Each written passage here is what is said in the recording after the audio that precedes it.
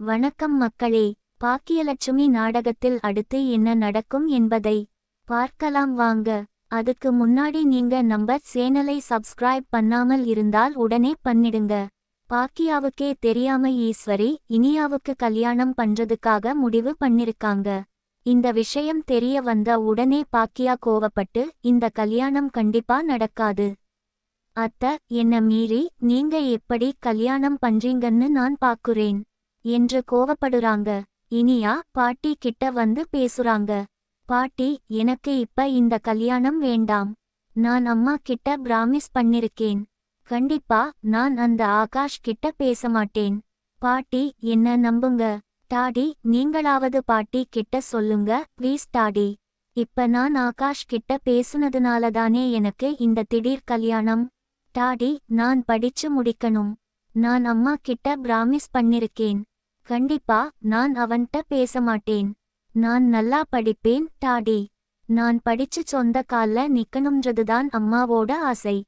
கண்டிப்பா அதை நிறைவேற்றுவேன். என்னை நம்புங்க டாடி. நீங்க சொன்னா பாட்டி கேப்பாங்க. சொல்லுங்க டாடி அப்படின்னு இனியா அழுதுகிட்டே கெஞ்சுறாங்க. கோபி, அம்மா, இனியா சொல்றது. கோபி, இனிமேலும் நீயே இனியா பேச்சை கேட்டுட்டு இருக்க போறியா? இவ இதுக்கு முன்னாடி எத்தனை தப்பு செஞ்சிருக்கா? ஒவ்வொரு தப்பும் செஞ்சுட்டு வந்து இனிமே தப்பு செய்ய மாட்டேன் அப்படித்தானே சொன்னா. ஆனா புதுசா திரும்ப திரும்ப தப்பு பண்ணி இந்த குடும்பத்துக்குள்ள ஒரு பிரஸ் கொண்டு வந்துகிட்டே தான் இருக்கா. இவளால என்னைக்காவது நிம்மதி இருந்திருக்கா? நாம ஒரு நாளாச்சும் நிம்மதியா இருந்திருக்கோமா? இந்த வீட்ல எவ்வளவு பிரச்சனை இருந்திருக்கு. ஈஸ்வரி, விடு கோபி. இவ பேச்சை எல்லாம் பெருசா எடுக்காத. சின்ன பிள்ளைக்கு என்ன தெரியும்? அப்படித்தானே நினைச்சு விட்டோம். இப்போ சின்ன பிள்ளை விஷயத்தை விட்டுட்டு பெரிய பிள்ளை விஷயத்தை நடத்த ஆரம்பிச்சுட்டாள. அப்ப நாமளும் நம்மளுக்கு தெரிஞ்சதை செஞ்சுதானே ஆகணும் கோபி. கோபி, இனியம்மா இப்போ வெறும் என்கேஜ்மெண்ட் தான். அப்புறம் ஒரு வருஷத்துக்கு அப்புறம் தானே கல்யாணம் நடக்க போகுது. நீ தைரியமா படிக்கலாம். நீ அதை பத்தி ஒன்னும் கவலைப்பட தேவையில்லை. போமா அப்படின்னு கோபி அனுப்பிடுறாரு. பாக்கியா இங்க நடக்குறதெல்லாம் வேடிக்கை பார்த்திருக்காங்க. இனியா நேரா வந்து பாக்கியா கிட்ட கேக்குறாங்க. அம்மா, என்னம்மா நீ அமைதியா இருக்குற? என்ன செய்யணும்? இனியா, நான் தான் உங்க பாட்டி கிட்ட பேசினேன்ல. இல்லம்மா, உன் பேச்சைதான் பாட்டி கேட்கவே இல்லையே. அப்படின்னா கண்டிப்பா இந்த கல்யாணம் நடக்குமா? இப்போ என்கேஜ்மெண்ட் சொல்லுவாங்க. அதுக்கப்புறம் ஒரு மாசத்திலேயே கல்யாணம் சொல்லி கல்யாணம் பண்ணி என்னது வீட்டை விட்டு அனுப்பிடுவாங்க. நான் படிக்க முடியாதும்மா. நான் உனக்கு பண்ணி கொடுத்த பிராமிஸ கண்டிப்பா காப்பாத்துவேன். நான் அந்த ஆகாஷை மீட் பண்ண மாட்டேன். நான் ஆகாஷ் கூட பழகுனது தப்புதான்மா. நான் உணர்ந்துட்டேன். என்ன புரிஞ்சுக்கோமா. ப்ளீஸ் ஹெல்ப் பண்ணுமா அப்படின்னு சொல்றாங்க. பாக்கியா, இனியா அழுகாத. இந்த கல்யாணம் கண்டிப்பா நடக்காது. நான் தான் உன்னோட அம்மா. என்ன மீறி யாரும் இந்த கல்யாணத்தை நடத்த முடியாது. நீ தைரியமா இரு. நாளைக்கு அவங்க வரட்டும். அவங்க முன்னாடி வச்சே நான் சொல்லிடுறேன் அப்படின்னு பாக்கியா இனியாக்கு தைரியம் சொல்லி அனுப்புறாங்க. நீ போய் தூங்கு இனியா. நான் கொஞ்ச நேரம் ஆகும் வரேன் அப்படின்னு சொல்லிடுறாங்க. இனியா ரூமுக்கு போறாங்க. இனியா யோசிச்சுக்கிட்டே இருக்காங்க. அம்மாவால எதுவும் செய்ய முடியாது. பாட்டியும் டாடியும் சேர்ந்து அம்மாவை பேச விடாம ஆக்கிடுவாங்க. எல்லார் முன்னாடி எப்படி பேசுறதுன்னு அம்மா தயங்கி நிப்பாங்க. அம்மா முடிவெடுக்கிறதுக்கு ரொம்ப கஷ்டப்படுவாங்க. வேண்டாம், இதுக்கு நான் ஒரு முடிவெடுக்கிறேன் அப்படின்னு இனியா போலீஸ்க்கு போன் பண்ணி எனக்கு கட்டாய கல்யாணம் நடக்குது.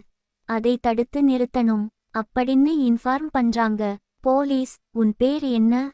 உன் வயசு என்ன? அப்படின்னு போலீஸ் எல்லாத்தையும் விசாரிக்கிறாங்க. மறுநாள் காலையில மாப்பிள்ளை வீட்ல இருந்து எல்லாரும் வந்துறாங்க. இனியா ரெடி ஆயிடுச்சா அப்படின்னு சொல்லி பாக்கியாவை போய் பார்த்துட்டு வா. ஈஸ்வரி, பாக்கியா, என்ன கொஞ்சம் கூட பொறுப்பே இல்லாம இருக்க? வர்றவங்களுக்கு சாப்பாடு எல்லாம் செஞ்சு வச்சியா? என்ன நீ செய்யாட்டியும் பரவாயில்லை. கோபியோட கிளவுட் கிச்சன்ல இருந்து சாப்பாடு வந்துரும். நீ மட்டும்தான் சமைக்கிறன்னு ரொம்ப ஆணவத்துல அலையாத. போ, இனியாவ போய் பாரு அப்படின்னு ஈஸ்வரி பாக்கியாவை திட்டி அனுப்ப, பாக்கியா எந்த வார்த்தையும் பேசாம அமைதியா இனியா ரூம்க்கு போறா. பாக்கியா, இனியா நீ தைரியமா இரு, இந்த என்கேஜ்மெண்ட் கண்டிப்பா நடக்காது. இனியா, இல்லம்மா, நான் பயப்படல, நான் ரொம்ப தைரியமாதான் இருக்கேன் அப்படின்னு இனியாவும் சொல்லிடுறாங்க. மாப்பிள்ளை வீட்டுக்காரங்க எல்லாம் வந்துறாங்க. அந்த நேரம் பார்த்து போலீஸ் உள்ள வராங்க. போலீஸ், இங்க இனியாங்கிறது யாரு? அவங்களுக்கு விருப்பமே இல்லாம கட்டாய கல்யாணம் நடக்குதாமே அப்படின்னு நினைச்சு கேட்பாங்கன்னு இனியா காத்துக்கிட்டே இருக்காங்க. போலீஸ், இங்க கோபி யாரு அப்படின்னு விசாரிக்கிறாங்க. இனியாவுக்கு ரொம்ப ஆச்சரியமா இருக்கு. எதுக்கு டாடிய கேக்குறாங்க? நான் தானே கம்ப்ளைண்ட் பண்ணுனேன். கோபி டக்குன்னு எந்திரிக்கிறாரு. என்ன சார், இப்ப எதுக்கு நீங்க வந்தீங்க? என்ன பிரச்சனை அப்படின்னு கோபி போலீஸ் கிட்ட கேட்க, ஈஸ்வரியும் என்ன சார் இப்ப என்ன, என் பையன்தான் கொடுத்திருக்காங்க அப்படின்னு போலீஸ் சொல்றாங்க. யாரு கம்ப்ளைண்ட் கொடுத்தது அப்படின்னு ஈஸ்வரி ஆத்திரத்தோட கோவத்தோட கேக்குறாங்க. பாக்கியா சொல்றாங்க, நான் தான் கம்ப்ளைண்ட் கொடுத்தேன். இவருக்கும் எனக்கும் ட்வோர்ஸ் ஆயிடுச்சு. இவருக்கு உடம்பு முடியலன்னு சொல்லி என் மாமியார் இவர் இங்க இருக்கணும்னு சொல்லி இருந்தாங்க. இப்பயும் கிட்டத்தட்ட ஒரு வருஷத்துக்கு மேல ஆயிடுச்சு. இப்போ உடம்பு சரி ஆயிடுச்சு. வீட்டை விட்டு வெளியில போங்கன்னு சொன்னா இவர் போகாம இங்கேயே இருக்காரு. ஒரு ட்வோர்ஸ் ஆன மனைவியோட வீட்ல வந்து உட்கார்ந்துகிட்டு ரொம்ப டார்ச்சர் கொடுக்குறாருன்னு சொல்லி நான் தான் கம்ப்ளைண்ட் பண்ணேன் அப்படின்னு பாக்கியா சொல்றாங்க. ஏய் பாக்கியா, உனக்கு என்ன அவ்வளவு திமிர் ஆயிடுச்சா? இங்க என்ன நடந்துகிட்டு இருக்கு? நீ என்ன காரியம் பண்ணி இருக்க? மாப்பிள்ளை வீட்டுக்கு முன்னாடி கோபிய போலீஸ் அரெஸ்ட் பண்ணிட்டு போனா அடுத்து இனியாவோட கல்யாணம் எப்படி நடக்கும்? நீ என்னதான் புரிஞ்சு செய்ற? உனக்கு கொஞ்சம் கூட அறிவில்லையா? சார், என் மருமகதான் பாக்கியா. அவ ஏதோ ஒரு கோவத்துல அப்படி சொல்லிட்டா, மற்றபடி என் பையன் எந்த தப்பும் செய்யல அப்படின்னு ஈஸ்வரி பேசுறாங்க. வந்திருக்கிற இன்ஸ்பெக்டர் சொல்றாங்க, ஆமா மேடம், கோபி மேல பாக்கியாங்கிறவங்க கம்ப்ளைண்ட் பண்ணிருக்காங்க. ட்வோர்ஸ் ஆன என்னோட கணவர் என் வீட்ல வந்து உட்கார்ந்துகிட்டு எனக்கு பிரச்சனை கொடுத்துட்டு இருக்காரு நுதான் கம்ப்ளைண்ட் வந்திருக்கு. நாங்களும் அதை விசாரிக்கத்தான் வந்தோம். ஆனா அதுக்கு அடுத்து ஒரு இன்ஃபர்மேஷன் கிடைச்சுச்சு. இனியாங்கிற ஒருத்தவங்களுக்கு கட்டாய கல்யாணம் நடக்குதாம். அதை தடுத்து நிறுத்தணும்னு சொல்லி யாரோ கம்ப்ளைண்ட் பண்ணிருக்காங்க அப்படின்னு சொல்லும்போது ஈஸ்வரி, பாக்கியா, இதுவும் உன்னோட வேலைதானா அப்படின்னு கத்துறாங்க. அத்தா, எந்த நேரத்துலயும் என் மகளை பணயமா வச்சு நான் ஒரு விஷயத்துல இறங்கவே மாட்டேன். தப்பு என்னுடையது. நான் தான் கம்ப்ளைண்ட் பண்ணேன். போலீஸ்ல கோபிய இந்த வீட்ல இருந்து கூட்டிட்டு போங்க அப்படின்னு பாக்கியா பேசுறாங்க. இங்க பாருங்கம்மா, பாக்கியாங்கிறவங்க கோபி மேல கம்ப்ளைண்ட் பண்ணிருக்காங்க. ஆனா எனக்கு கட்டாய கல்யாணம் நடக்குது, அதை நிறுத்தவா சொல்லி இனியாங்கிற ஒரு பொண்ணு கண்ட்ரோல் ரூமுக்கு போன் பண்ணி சொல்லி இருக்காங்க. அதையும் விசாரிக்கணும்னு தான் வந்திருக்கோம். 2 கம்ப்ளைண்ட் வந்திருக்கு இதே அட்ரஸ்ல இருந்து அப்படின்னு வந்திருக்கிற போலீஸ் சொன்ன உடனே ஈஸ்வரி ஆத்திரப்படுறாங்க. ஏ இனியா, என்னென்ன வேலை செஞ்சுகிட்டு இருக்க? நீ சின்ன பிள்ளைன்னு நினைச்சா நீ செய்யக்கூடாததை எல்லா வேலையும் செய்ற. உங்க அப்பா மேலையும் என் மேலையுமே கம்ப்ளைண்ட் கொடுத்திருக்கியா? உனக்கு என்ன இங்க கட்டாய கல்யாணமா நடக்குது? உன் விருப்பத்தை கேட்டு உன்ன மாப்பிள்ளை வீட்டுல காமிச்சு அப்படித்தானே கல்யாணம் நடக்குது. அதுவும் கூட இப்ப கல்யாணம் கூட கிடையாது, வெறும் என்கேஜ்மெண்ட் மட்டும்தான் அப்படின்னு ஈஸ்வரி கத்துறாங்க. அது கூடதான்மா, என்கேஜ்மெண்ட் அன்றது கல்யாணத்துக்கு முன்னாடி நடக்குறது தானே. பொண்ணோட விருப்பம் இல்லாம எதுக்கு இந்த என்கேஜ்மெண்ட் நடக்கணும்? அதையும் விசாரிச்சு வான் பண்ணிட்டு வர சொல்லித்தான் எங்களுக்கு வந்திருக்கோம். படிச்சவங்க தானே, படிச்சுக்கிட்டு இருக்கிற பிள்ளைக்கு எதுக்கு இப்ப கல்யாணம்? அதுவும் பொண்ணோட விருப்பம் இல்லாம.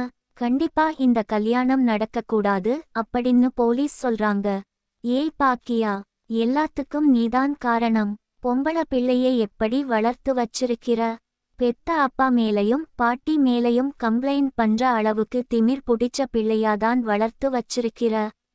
இனியாக்கு நல்லது செய்யணும்னு தான் நான் அங்க இங்கன்னு தேடி அலைஞ்சு ஒரு மாப்பிள்ளைய புடிச்சிருக்கேன். இந்த விஷயம் வெளியில தெரிஞ்சுச்சுன்னா யாராவது இனியாவை பொண்ணு கேட்டு வருவாங்களா? வேலை என்ன அவ்வளவு சின்ன வேலை? என்னன்னு நினைச்சிருக்க? வீட்ல வேலைக்காரியா இருக்கிற ஒருத்தவங்களோட பையனை லவ் பண்றதுன்றது சின்ன காரியம் எல்லாம் கிடையாது. இந்த விஷயம் வெளியில தெரிஞ்சுச்சுன்னா யாருமே இனியாவை பொண்ணு கேட்டு வரமாட்டாங்க. இதை தெரியாத பாக்கியா, உனக்கு நம்ம வீட்டுக்கு எது நல்லதோ அதை யோசிச்சுதான் நான் செஞ்சுட்டு இருக்கேன். இதை போய் தடுத்து நிறுத்தணும்னு அம்மாவும் பொண்ணும் கங்கணம் கட்டிட்டு திரியுறீங்க அப்படின்னு ஈஸ்வரி கோவப்படுறாங்க. இன்ஸ்பெக்டர், கோபி வாங்க. அப்ப கோபி கையில விளங்க மாட்டி கூட்டிக்கிட்டு போறாங்க. ஈஸ்வரி உடனே, சார் இந்த கல்யாணத்தை வேணா நிறுத்திரலாம் சார். அதுக்காக கோபியை அரெஸ்ட் பண்ண வேண்டாம். கோபியை விட்டுவிடுங்க சார். இல்லம்மா, பாக்கியாங்கிறவங்க கம்ப்ளைண்ட் பண்ணிருக்காங்க. ஃபோர்ஸ் ஆன ஒரு மனைவியோட வீட்ல வந்து இவர் உட்கார்ந்து இருக்கிறது ரொம்ப பெரிய தப்பு. இவர் படிச்சவர் தானே, இவருக்கே தெரிஞ்சிருக்கணும் இல்ல? அவங்க போங்கன்னு சொன்ன உடனே இவர் போயிருக்கணும் அப்படின்னு போலீஸ் சொல்லிட்டு கோபியை கூட்டிட்டு போயிடுறாங்க. ஈஸ்வரி கத்துறாங்க, என் புள்ளையை போலீஸ்ல மாட்டி விட்டுட்ட. நீ எல்லாம் மனுஷியா?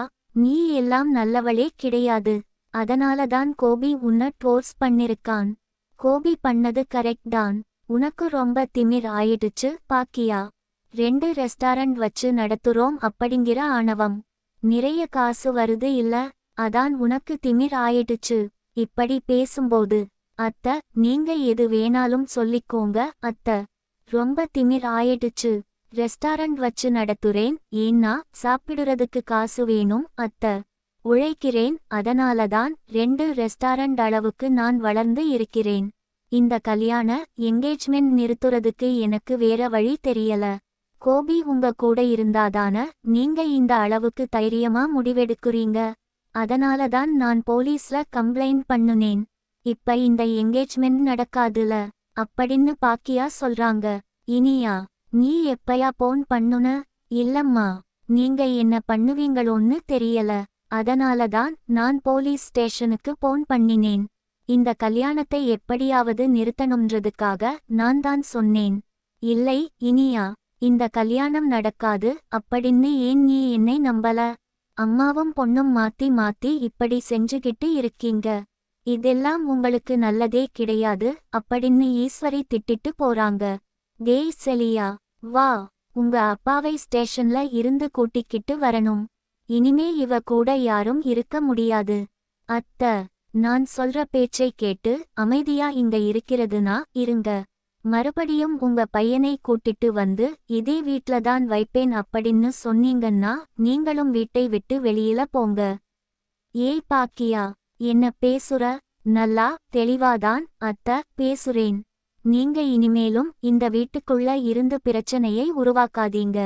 நீங்களும் உங்க மகனும் சேர்ந்து வேற வீடு பார்த்து அங்க போய் தங்கிருங்க அப்படின்னு பாக்கியா ரொம்ப தெளிவா முடிவெடுத்து பேசிடுறாங்க. ஈஸ்வரியா வீட்டை விட்டு வெளியில விடுறாங்க. இப்படிதான் போலாம் ஃப்ரெண்ட்ஸ். பார்க்கலாம். லைக் பண்ணுங்க, ஷேர் பண்ணுங்க, கமெண்ட் பண்ணுங்க. தேங்க்யூ.